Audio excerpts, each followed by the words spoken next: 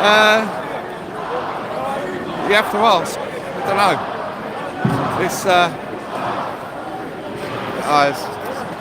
It's going to get and Andre Walker. I want to say to you, to TV viewers, what we have seen in the past couple of days from British policing.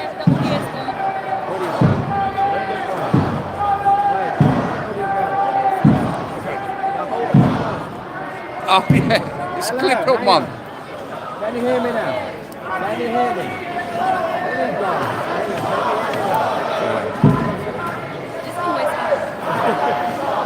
Okay, here's what I want to say. What we have seen in recent weeks from British policing is a solid gold support for terrorism. Let me tell you, Craig Guilford. Oh my God, hang on. What is happening here? Craig. Hang on, this is falling apart. We should say it in front of these bad boys. I'm live. You go and send. I want to say to all of you, when Craig Guilford. Hang on, get rid of this, get rid of this. Please go and follow this young girl, she's doing amazing. We'll come back, we'll come back. Oh, fuck's sake. Amazing young lady. That was some of my finest work. Oh, To you. Yes, go on, Andrew. Okay. Can you hear me? So what I want to say to you today is that we have seen some of the most lamentable disgraces in the history of British policing. When Craig Guilford, the Chief Constable of the West Midlands, supported the Islamic State in an attack on Jewish people, he should not have been allowed to retire. He should have been given the death penalty. And what we've seen from the BBC is a solid gold support for terrorism. And I say this to the BBC, and I say this to the police.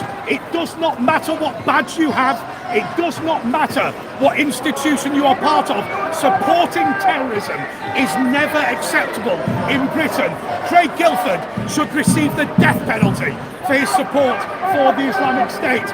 When the Commissioner of the Metropolitan Police sent in the Territorial Support Group to attack ordinary protesters on behalf of the jihadi government of Iran, then we should have said it's time to prosecute the police, it's time to remove Sadiq Khan, and it's time to say, and I say this to you, when I was younger I worked in the House of Commons, and one of my friends, Keith Palmer, died on the steps of Parliament fighting a terrorist. The cap badge these people were, people died for, and they are supporting the Islamist regime in Tehran.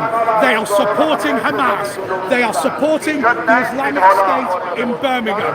I will tell you, a government is coming soon that is going to rip these badges off these terrorists and return British policing to the people. Thank you so much. Applause! Wow. We haven't even started yet, and Andre went off.